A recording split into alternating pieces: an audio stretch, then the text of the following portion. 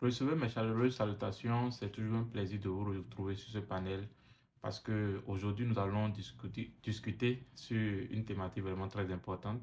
Et cette thématique est vraiment un peu lourde et un peu touchante. Oui, je vais vous choquer. Franchement parlant, ça va choquer beaucoup de personnes parce que c'est une vérité, c'est une triste vérité qu'on doit élucider ensemble sans arrière-pensée. Alors, il s'agit de quoi concrètement? Il s'agit de comment l'absence d'argent ou le manque d'argent peut vous faire vivre un calvaire sur le territoire étranger, que ce soit en Russie ou dans n'importe quel pays. Oui, c'est très important de le savoir et de vous mettre ça à la tête. Oui, quel qu'en soit le pays où vous allez, que ce soit une bourse intégralement financée ou partiellement financée, vous devez financer vous-même, c'est-à-dire participer à cette bourse-là. C'est-à-dire vous devez payer quelque chose. Et nous allons passer par des exemples très précis parce que beaucoup de gens peuvent dire oh, qu'est-ce que Philippe raconte encore aujourd'hui, oh, qu'est-ce qu'il raconte aussi. Nous, on essaie de mobiliser un peu de fonds et faire ce qu'on a à faire, aller avec. Arriver là-bas, on va se chercher, on va trouver de l'argent pour s'en démerder. Ok, il n'y a pas de souci.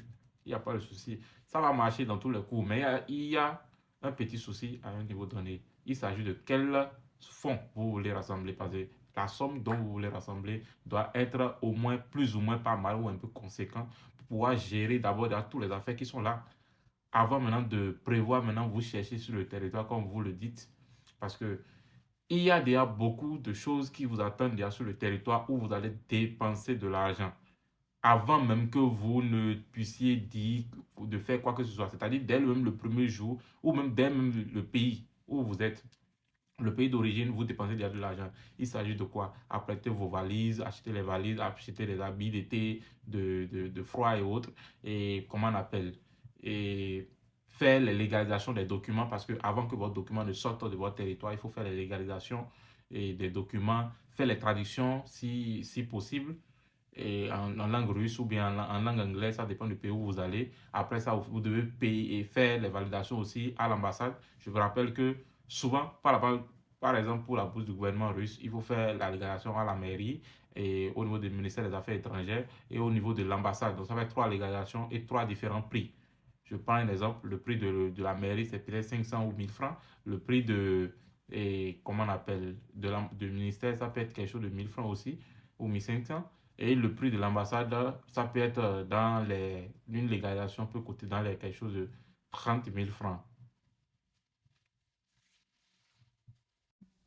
Je tiens à rappeler que ces prix ne sont pas figés ou fixes. Ça peut changer en fonction des ambassades, en fonction des ministères, et en fonction des années.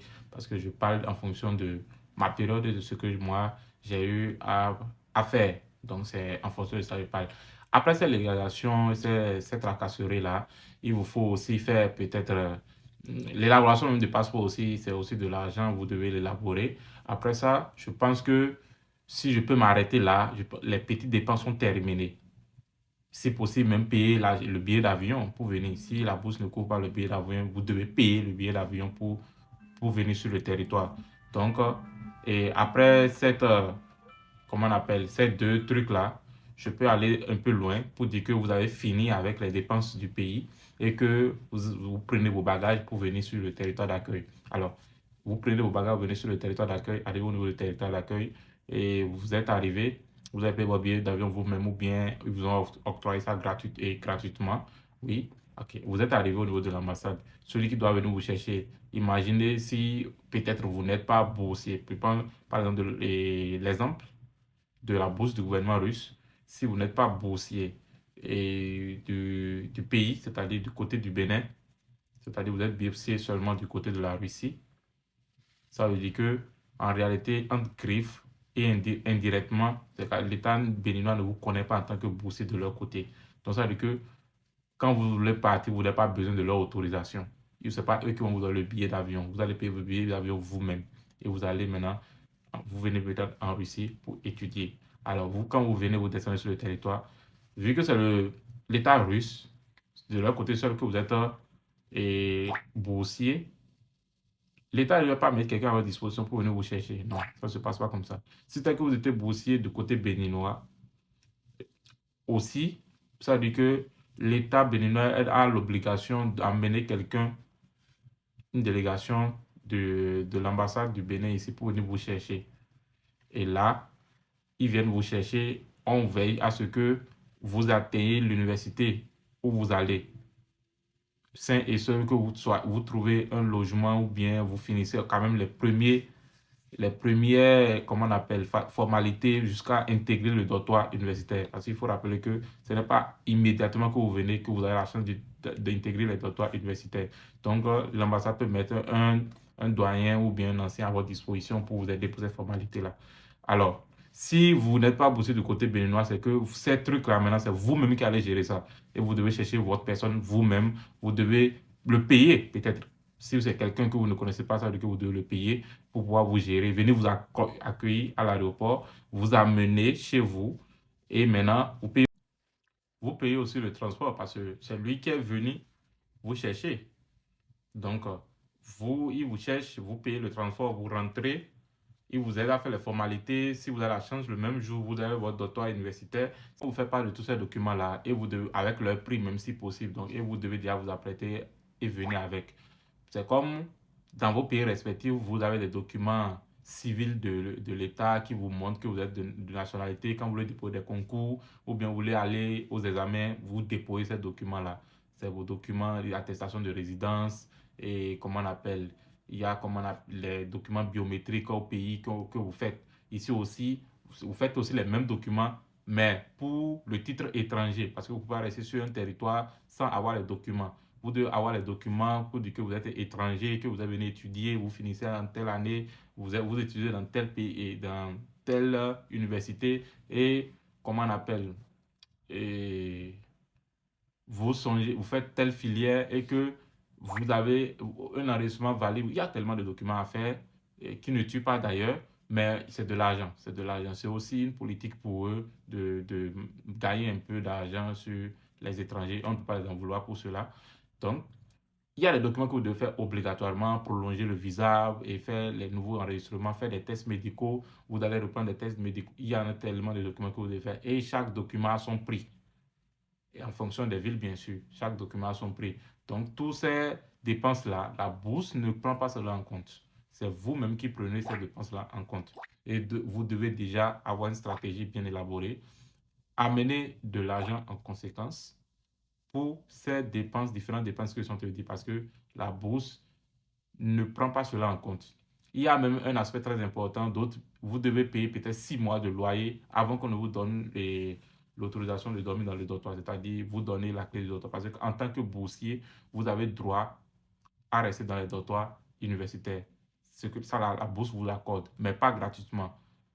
Nous savons que dehors, dans les appartements et autres, les appartements sont chers en Europe. Donc, la bourse vous donne l'opportunité de rester dans les dortoirs universitaires où vous payez des prix pas trop chers. Je prends un exemple. Peut-être un appartement peut être quelque chose de 60 000. On utilise le rouble ici en Russie, donc 60 000 roubles peut-être en Russie ici. Mais et dans les trucs universitaires, les dortoirs universitaires, au lieu de 60 000 roubles, vous pouvez payer peut-être 3 500 roubles ou 2 000 roubles en fonction des villes quand même. Ou bien au plus 4 000 roubles ou même 5 000 roubles au plus. Tandis que les autres payent 60 000 au dehors. Mais il faut aussi rappeler que dans les dortoirs universitaires, vous serez au plus 3 dans la cabine. Donc c'est très important à notifier. Donc, après toutes ces dépenses-là, vous devez savoir que maintenant, en ce temps-là, vous pouvez maintenant venir prévoir maintenant ce que vous allez manger au quotidien par mois. Prévoir aussi cet argent-là par mois. Maintenant, il y a une chose que les gens font. Si vous n'avez pas la chance de trouver le docteur à l'université le même jour et peut-être vous êtes tombé sur un week-end, c'est-à-dire votre voyage est tombé sur un week-end ou comment on appelle, un vendredi soir où l'administration doit aller en week-end et autres, vous pouvez ne pas avoir la chance et ne pas trouver le docteur le même jour, ça veut dire que vous devez loger à l'hôtel. Et là, vous devez encore faire d'autres dépenses, rester à l'hôtel, vous payez pour le week-end. Peut-être le lundi, vous n'avez pas encore la chance, vous payez encore l'hôtel le lundi, vous n'allez pas dormir dehors. Et je peux vous dire que vous n'avez pas aussi, la majorité des étudiants ou de ceux que vous connaissez qui étudient et autres sont dans les dortoirs universitaires. On ne peut pas vous accueillir dans un dortoir universitaire en tant que, dans la chambre de notre personne. Vous êtes nouveau, vous n'avez pas un document en tant que tel et autres. Donc forcément, l'obligeant c'est de dormir dans un hôtel ou de dormir peut-être chez quelqu'un d'autre qui est dans un appartement que vous connaissez, s'il accepte bien sûr. Donc, c'est parce que ici, chacun aime rester dans son intimité. Donc, forcément, le moyen possible et rapide, c'est souvent dormir dans un hôtel. Vous devez payer aussi l'hôtel pendant peut-être 4 ou 5 jours si vous n'avez pas la chance.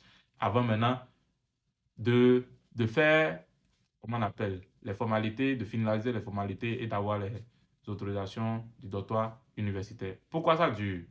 D'autres vont poser la question. Très belle question parce que vous devez reprendre les analyses médicaux que vous avez fait au pays. Oui, c'est comme ça. Tous les analyses médicaux que vous avez fait au pays, vous devez les reprendre ici. Ou soit, si vous l'avez fait 3 jours avant votre voyage, vous devez les traduire ici pour que l'administration puisse voir ça et vous autoriser à rester dans les doctorats universitaires. Dans le cas contraire, vu que si vous arrivez aujourd'hui, vous ne pouvez pas tout traduire aujourd'hui, ça va sortir aujourd'hui, ou bien faire toutes les analyses, ça va sortir aujourd'hui, ça doit faire minimum peut-être une journée si c'est pour les traductions, 24 heures, ou bien si c'est pour les analyses, même ça doit faire au moins 3 jours. Donc, tout ce temps-là, vous devez rester à l'hôtel. Donc, ça fait encore des dépenses, sans parler de ce que vous allez manger et aussi des transports aller-retour que vous devez venir. Parce que si vous ne maîtrisez pas d'abord les grands transports, forcément, vous payez les taxis ou bien vous prenez le métro, vous allez prendre beaucoup de billets. Vous ne pouvez pas bénéficier peut-être des cas de transport, d'abonnement et autres. Donc, forcément, vous allez payer de l'argent. Et tout ça, là, ce sont des dépenses. Et la bourse ne couvre pas cela. C'est vous-même qui couvrez cela. Et ça, d'abord, c'est les dépenses, disons, futilité. Hein? C'est des dépenses futilité d'abord. On n'a pas encore entré dans les vraies dépenses que vous devez faire. Donc, si vous n'avez même pas fait, le transport va me finir votre argent. Ça passe. Après cela, il y a les dépenses même des documents que vous devez finaliser le même jour avant d'entrer dans les doctorats universitaires. Il s'agit peut-être des dépenses concernant l'assurance maladie, les dépenses concernant les documents que vous devez faire. Ici, il y a une liste de documents que vous devez faire en fonction des universités. Quand l'université vous contacte pour la deuxième étape de la bourse du gouvernement russe, on vous fait part de tous ces documents. Une somme mensuelle, vous pensez déjà que cette somme va tout gérer ou bien va gérer une partie de vos dépenses quotidiennes. Non, ne vous mettez pas dans un embarras qui ne vaut pas la peine. C'est possible, si c'est une bourse d'excellence, les bourses d'excellence, on ne peut pas intégralement financer, où on ne prend pas beaucoup de personnes, ou je prends les pays comme la Chine ou la Turquie et autres. Dans ces bourses-là d'excellence, là, c'est compréhensible parce que ce n'est pas une bourse partiellement financée. On vous a dit qu'ils vont tout payer, intégralement financé. Mais ici, on vous a dit que c'est une bourse partiellement financée. Et là, partiellement financée, là, ça veut dire on vous donne des faveurs à moitié. Vous-même vous occupez de la moitié. Et vous ne devez pas minimiser cette moitié que vous devez vous occuper. Et c'est ça que je suis en train de citer déjà. Alors, les gens pensent que les bourses mensuelles qu'ils vont donner, ça va couvrir une majorité des dépenses. Non, c'est juste quelques miettes qu'on vous donne pour essayer de diminuer quelque chose, mais ça ne diminue pas grand-chose parce que l'argent qu'on vous donne n'arrive, ça c'est encore même plus petit même que l'argent que vous payez pour votre loyer. Donc, oui, ça peut diminuer quelque chose, même si c'est, et, comment on appelle, ravitaillement de une semaine ou une semaine et demie, ça a pu faire, c'est mieux que rien. Mais vous ne devez pas compter là-dessus. Vous devez vraiment faire vos prévisions sans ça.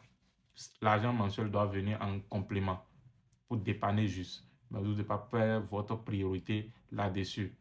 Donc, vous devez vraiment programmer votre dépense ou votre économie avant même de venir ici. Votre situation financière doit être au top niveau avant que vous ne mettez votre pied sur le territoire russe ou dans n'importe quel pays étranger. Tout ce que je viens de dire, c'est de façon générale aussi dans tous les pays d'accueil, c'est comme ça fonctionne. La seule différence se trouve au niveau des conditions de vie. Parce qu'au niveau des conditions de vie, les bourses intégralement financées, eux, ils financent tout. Mais les histoires de préparer les documents, préparer et comment on appelle l'intégration, tout ce que vous avez dépensé pour l'intégration, les transports et autres, c'est vous-même qui prenez en charge. Quelle qu'en soit si la bourse dit que c'est intégralement financé et autres. C'est pourquoi moi je dis toujours qu'il n'y a aucune bourse qui existe. Et vous ne sortez pas l'argent de votre poche. Aucune. Oui, que ça soit financé ou intégralement financé ou partiellement. Aucune. Parce que la bourse va financer les grosses parties, oui, surtout la contribution. Là, ils vont financer ça. Mais les petites dépenses, les conditions de vie, les trucs de préparation, ça coûte aussi. C'est pas négligeable.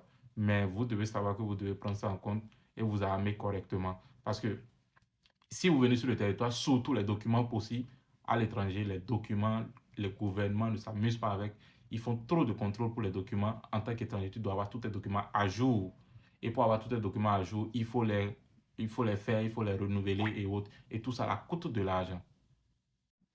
Alors, sachez où vous allez et préparez-vous en conséquence pour ne pas être surpris par une crise financière qui ne va pas vous permettre d'avoir les idées tranquilles et de pouvoir vivre votre aventure dans de bons moments, dans de meilleures conditions. C'est très important. Et aussi, parce qu'il y a des périodes pour renouveler chaque document, il y a des périodes. Et si vous ne respectez pas cette période-là, vous serez juste renvoyé chez vous parce que ça serait difficile. Je prends par exemple le visa. Le visa, par exemple, quand vous venez sur le territoire russe, vous devez renouveler le visa au plus 1 an, je dis 1 an, 1 mois avant son expiration, le visa. Donc, imagine, tu reviens sur le territoire russe et tu n'as pas pu renouveler, tu n'as pas pu trouver l'argent pour renouveler ça rapidement. Personne ne va t'emprunter de l'argent ici. Je peux te l'assurer parce que chacun pour soi, Dieu le pousse ici à l'étranger. Même les autochtones, c'est comme ça, ils fonctionnent. Donc, et les exotiques aussi viennent, ils copient aussi la même stratégie. Et ça, même s'ils ne copient même pas ça, et de façon naturelle, ça se copie de façon naturelle parce que c'est ça, en quelque sorte. Donc, forcément, tu dois vraiment préparer ce qu'il faut ou bien en venant, tu sais que tu as quelqu'un qui va te soutenir pour les débuts. C'est tout ça là on met dans les intégrations. Parce que si tous ces trucs-là ne sont pas vraiment en concordance et déjà vite réglés au début, et c'est toujours au début ça se règle, vous n'aurez pas la paix tranquille. On sera en train de vous appeler de gauche à droite, venez finaliser tel document, venez finaliser tel document.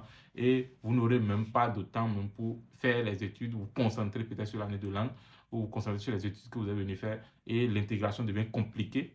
Et parce que vous ne pouvez même pas mettre pied dehors. Parce que si vous mettez pied dehors et la police vous chope, on vous demande vos documents, vous n'avez pas vos documents, vous allez faire des gardes à vue et on vous renvoie encore chez vous. Parce que vous sortez sans document, vous êtes dans l'illégal.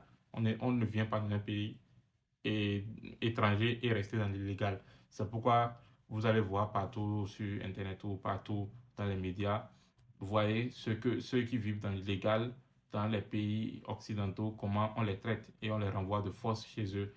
Vous serez obligé d'être renvoyé de force aussi chez vous. Donc c'est vraiment très important de venir parce que les gens viennent et en moins d'1 mois, on les renvoie parce qu'ils n'ont pas.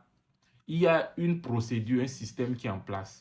Et ce système-là, quand vous venez aussi, vous devez suivre les différentes étapes de ce système-là pour s'en sortir, pour vite régler les situations et continuer votre aventure sans problème, mais sans piétiner aussi quelqu'un. Maintenant, si vous venez et vos conditions ou vos situations vous empêchent de suivre ce système-là, forcément, vous allez dérailler, comment on appelle, dépasser d'autres périodes qui ont les délais donnés et autres, et vous allez tomber dans les situations bizarres et on va vous renvoyer chez vous. C'est comme ça. On ne s'amuse même pas avec. Renvoyer là, c'est même pas quelque chose de compliqué. Donc, c'est vraiment très important que vous sachiez déjà où vous mettez les pieds avant même d'y être. Alors, si tu ne me connais pas, moi, c'est Philippe Kenom. Je suis un protagoniste de bourse d'études extérieures et je te partage les contenus sur la bourse du gouvernement russe. Alors, abonne-toi pour ne pas manquer mes prochaines vidéos et je te souhaite du courage et bonne chance pour la suite de ta procédure.